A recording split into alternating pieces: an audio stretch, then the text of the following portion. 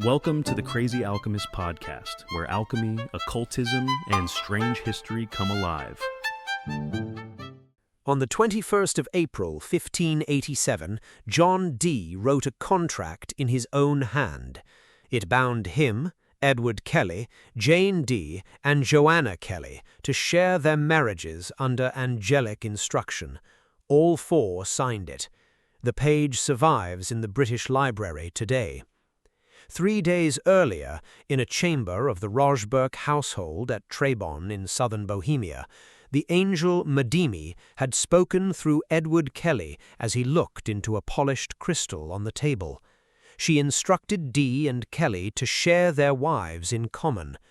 The angel Raphael returned on the 20th, urging Dee to consent. Dee drew up the contract the next day.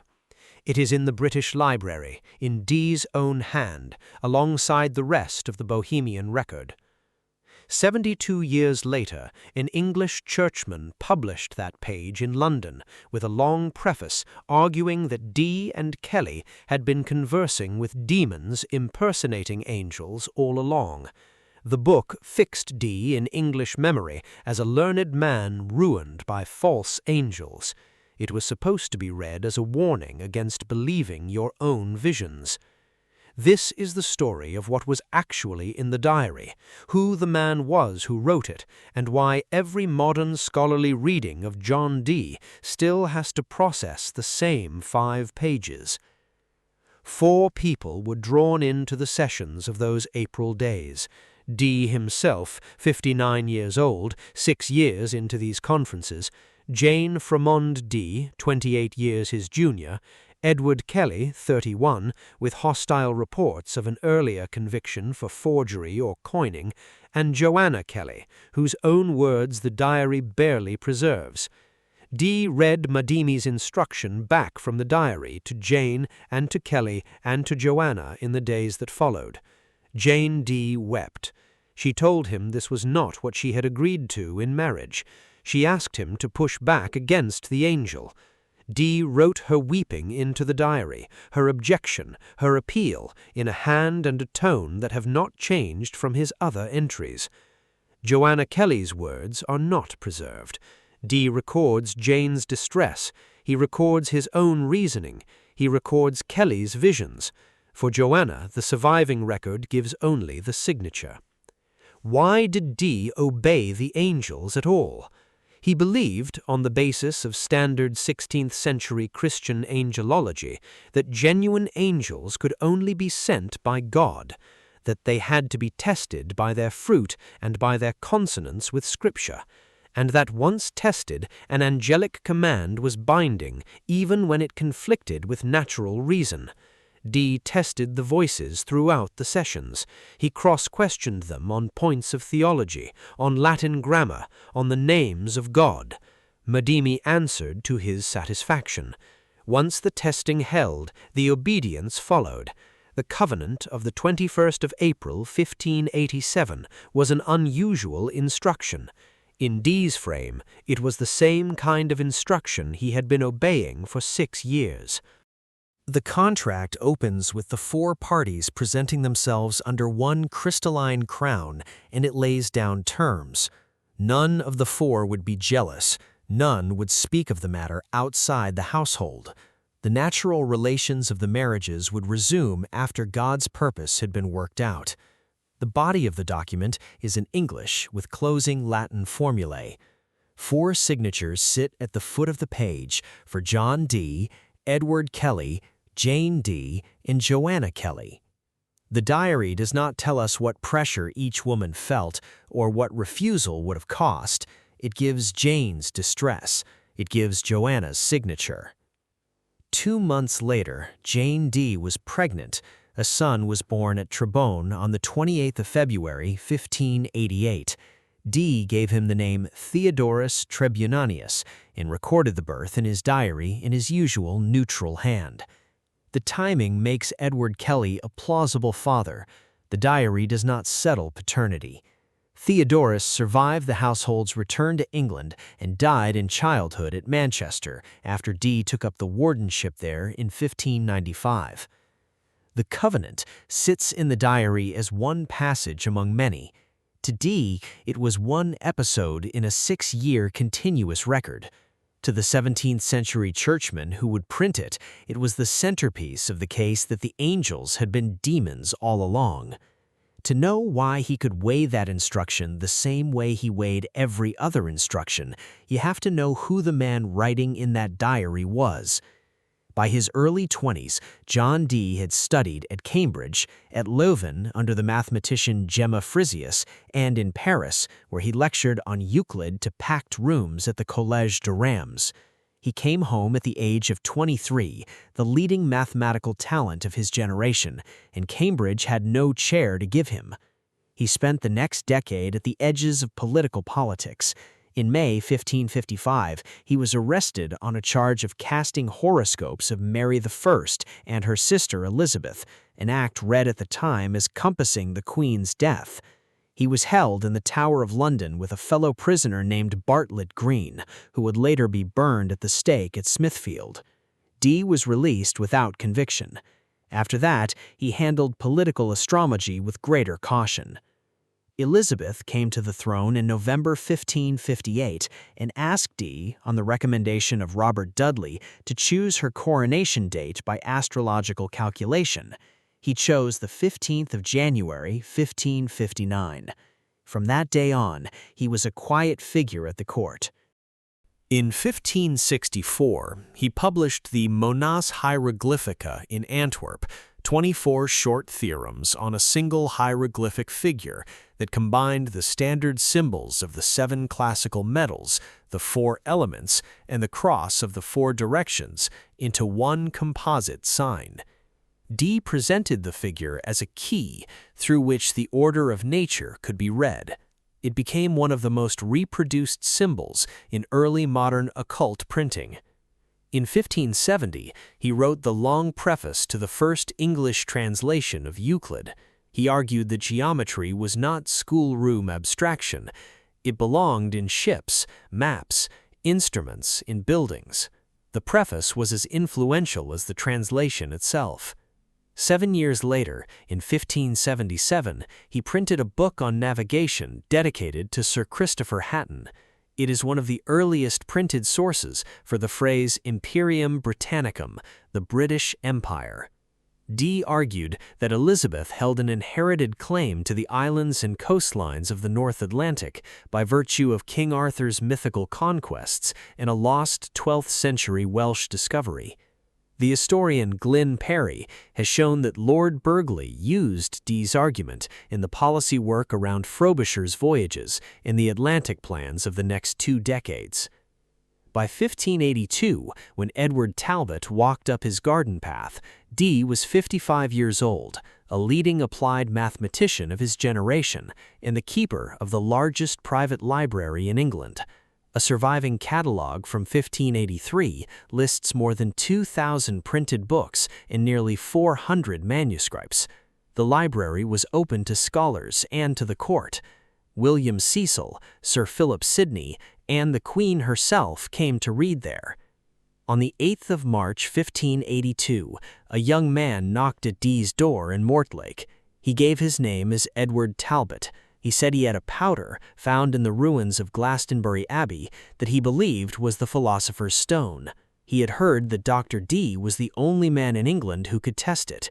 He had walked from Worcester. Dee invited him in. Within a week, Edward Talbot, who soon dropped the alias and admitted his real name was Edward Kelley, was scrying for Dee in a small crystal globe Dee had on a shelf. Dee had tried to scry himself. He could not see anything in the crystal. Kelley could see figures and hear voices the moment he sat down with it. The sources for Kelley's early life are thin, and the surviving reports are hostile. He was 26 in March 1582. Later reports say he had been punished for forgery or coining and had lost part of his ears at the pillory. He grew his hair long for the rest of his life and wore a cap. None of this disqualified him in Dee's eyes. Dee had been searching for a scryer since the previous year, and his earlier candidate, Barnabas Saul, had failed. Kelley walked in, and the angels began to speak. The first session was on the 10th of March, 1582. Within weeks, Dee had built a working ritual table. The holy table, as he called it, was made of sweet wood, 18 inches square, raised on 4 small legs. On each leg sat a small wax seal inscribed with the names of God and the angelic hierarchy. A larger central seal sat on the table itself, and on that, the scrying stone. Wax seals from the holy table survive in the British Museum today. The procedure was specific. Dee sat at one side of the table with his diary and pen. Kelley sat across from him, looking into the stone. Kelley described what he saw. Dee transcribed it, often in a mixture of Latin and English. Sometimes Kelley reported voices, and Dee wrote down the words. On other sessions, Kelley described what he saw as figures behind glass. Dee asked questions through Kelley, and the figures answered. Later, in Bohemia, Kelley would also work with a black polished obsidian disc almost 20 centimeters across. The mirror is now in the British Museum, in the Enlightenment Gallery. In 2021, a team led by Stuart Campbell at the University of Manchester traced its obsidian to Pachuca, north of modern Mexico City. The mirror was Aztec in origin, polished in the workshops of Tenochtitlan in the late 15th century and reached northern Europe through Spanish Habsburg cabinet networks. Dee identified it as a Saxon stone. He scried an angel called Madimi in a stone made for the smoking mirror god Tezcatlipoca. In March 1583, Dee first heard of a Polish nobleman named Olbracht Lowski.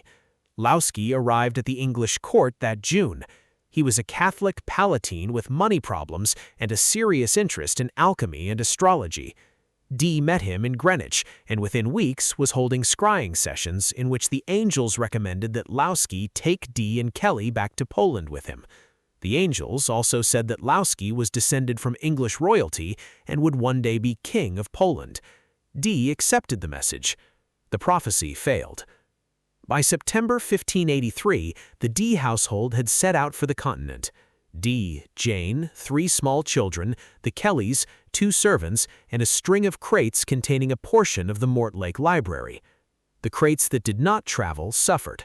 While Dee was abroad, a Mortlake mob broke into the house and looted it. They believed he was a sorcerer and that his books carried dangerous magic. By the time he returned, around 10% of the library had been destroyed, and a number of his mathematical instruments were gone. Dee and Kelley moved through Central Europe in a sequence of patrons. They reached Krakow in March 1584. In June, Kelley reported a vision of 4 castles arranged at the 4 cardinal points, with an angel at each gate. Dee transcribed the vision over several pages of his diary and later commissioned the design as a gold disc roughly 9 centimeters across, hallmarked in London 5 years later when he was finally home. In August 1584, they were summoned to Prague to meet the Holy Roman Emperor Rudolf II. Rudolf had been told that Dee carried a message from the Almighty. He was 32, a melancholic and scholarly emperor who had moved his court from Vienna to Prague to be closer to the alchemists and astrologers he was assembling at Hradčany Castle. The audience took place on the 3rd of September. Dee delivered, in Latin, a speech in which he said the angel Uriel had instructed him to warn the emperor to repent. Rudolf was politely impressed and did nothing about repenting. The Bohemian welcome did not hold. Rudolf tolerated Dee for a time, but church officials at Prague watched the angelic work with alarm. The papal nuncio, Filippo Sega, eventually brought formal pressure against Dee and Kelley as suspected conjurers. In May 1586, the emperor issued an expulsion order on Dee from the Habsburg lands. The household had to leave Prague. They were saved by Wilhelm of Rosenberg, the richest nobleman in Bohemia, who took them under his protection and installed them at Třeboň that September. From that point, the angel sessions, the alchemical demonstrations, and the entire household ran on Rosenberg's patronage. Rosenberg's interest was alchemy. Kelley, by this point, claimed to have produced gold by the projection of a red powder, and several Bohemian witnesses, including Rosenberg himself, signed depositions to that effect. What they actually saw is unrecoverable. Lawrence Principe has shown how early modern adepts could create gold-like effects with antimony and mercury alloys. A witness expecting transmutation could see such a display as new gold. Jennifer Rampling has shown that Dee promoted English alchemical theory at the imperial court, drawing on the medieval Englishmen Roger Bacon and George Ripley. The Bohemian alchemists treated Dee as a serious authority on the medieval English tradition. The angel sessions continued through all of this. In Dee's record, the voices had names and recurring traits. Madimi was one of the most memorable, in part because of what would happen in 1587. She appeared to Kelley as a young girl, sometimes a child, sometimes older. Uriel and Galva and Nalvage spoke on other sessions, and Michael and Gabriel appeared at intervals. Over weeks, the voices dictated a language. Later occultists call it Enochian. Dee and Kelley themselves called it the angelical, or the Adamic speech, the language Adam was said to have used to name created things before the fall.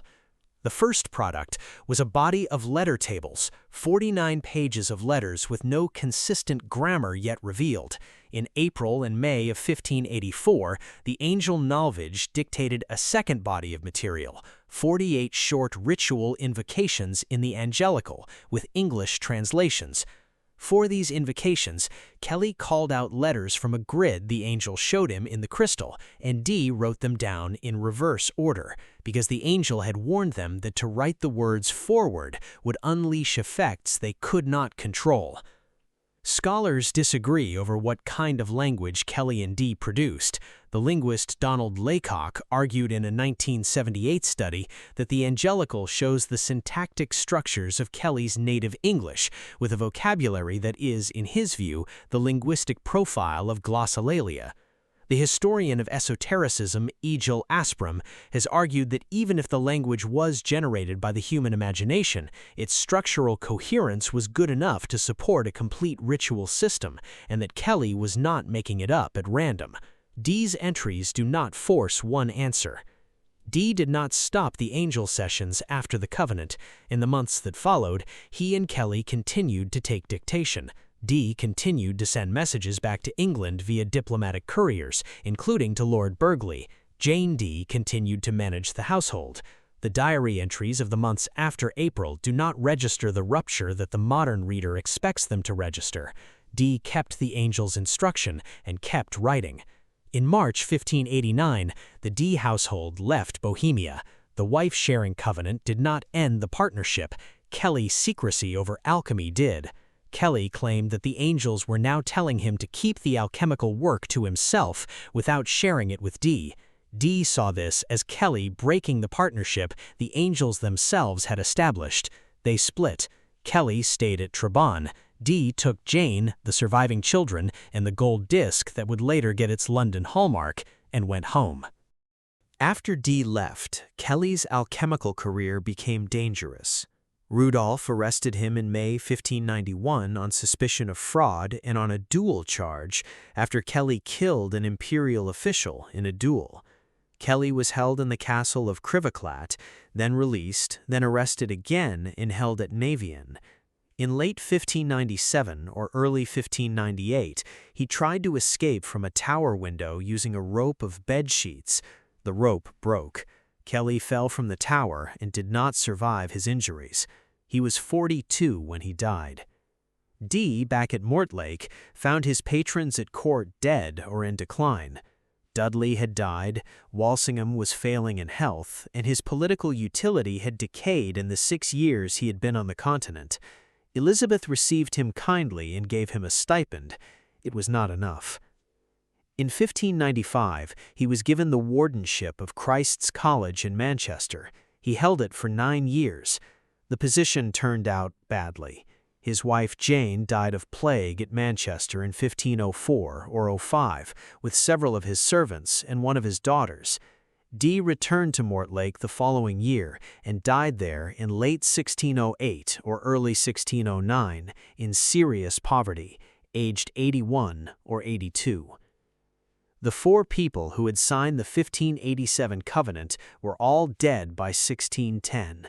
The diary they had left behind sat in private libraries for the next 50 years. In 1659, as the Protectorate collapsed and Anglican churchmen prepared for the return of public authority, a classicist named Merrick Casaubon, son of the more famous Isaac Casaubon, published in London a folio volume of more than 500 pages titled A True and Faithful Relation of What Passed for Many Years Between Dr. John Dee and Some Spirits.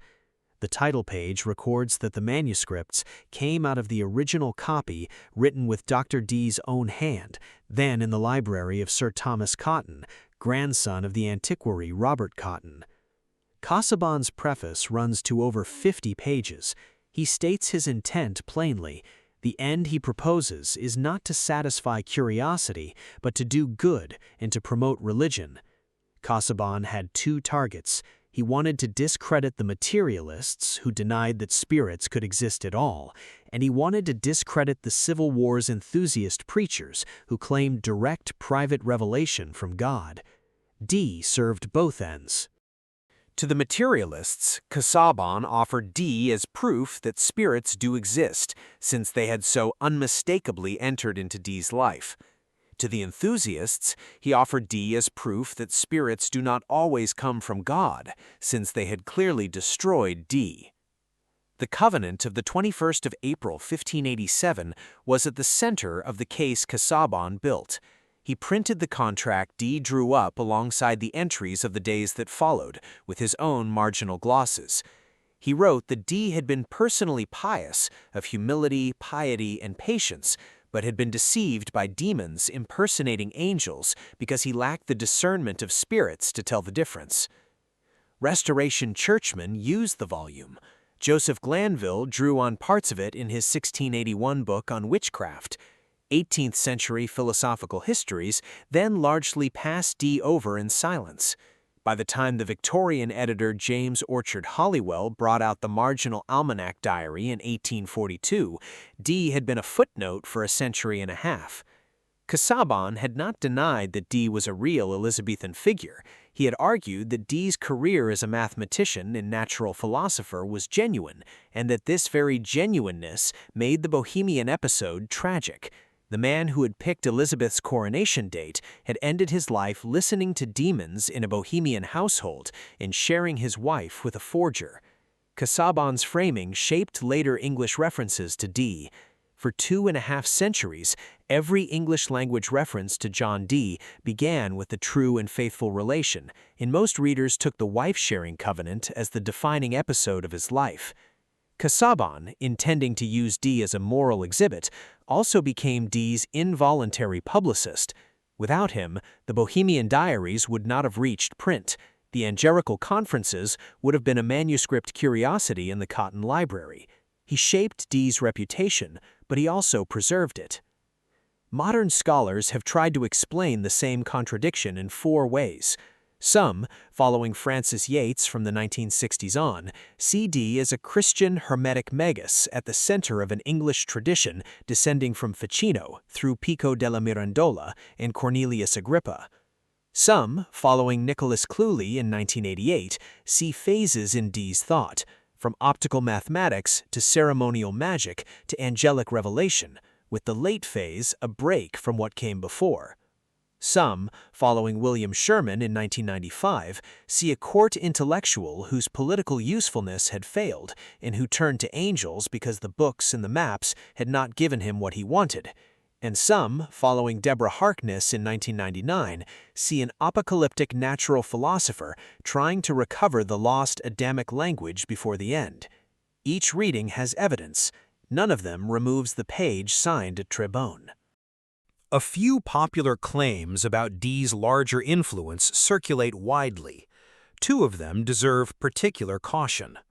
The first is that Dee sold the famously undecipherable Voynich manuscript to Rudolf II for 600 ducats. The story descends entirely from a 1921 lecture by the antiquarian Wilfrid Voynich, who combined a 1665 letter mentioning an unnamed previous owner with Dee's known presence in Prague, and concluded that Dee was the seller. Dee's diaries do not record such a sale. Recent archival work by Rafal Prinke and René Zandbergen points instead to a 1599 transaction with an Augsburg dealer named Karl Weidemann. The surviving record does not support Dee as the seller. The second is that Dee seeded the Rosicrucian movement, the German manifestos of 1614 to 1616. The chimical wedding of Christian Rosenkreuz reproduces Dee's Monas Hieroglyphica sigil on one of its pages. That visual borrowing is real, but the manifestos themselves do not name Dee. The historian Brian Vickers in 1979 dismantled the Yates chain in detail, showing that the manifestos were drafted by a Lutheran circle at Tübingen, with sources in Paracelsus and Joachim of Fiore. The monad on the chimical wedding cover is real. The surviving evidence does not make Dee a founder or member of the fraternity. The pattern repeats. Where the documentary chain leads through Dee's hand, the connections hold. Where it requires Dee at a meeting we have no record of him attending, the connections do not. The covenant page is still in the British Library. The Latin header Aprilis 21 stands above the English text, and 4 signatures sit at the foot of the page. The crystal Edward used in Mortlake is in the Science Museum in London, dated 1582. The obsidian mirror Dee identified as a Saxon stone is in the British Museum, and modern testing has shown what Dee did not know. It came from Aztec Mexico. The disc was polished in the workshops of Tenochtitlan and was used in the cult of Tezcatlipoca, the smoking mirror god, before it crossed the Atlantic in a Spanish Habsburg cabinet and ended up in Dee's possession by the early 1580s. 2 scrying traditions met in Dee's hands.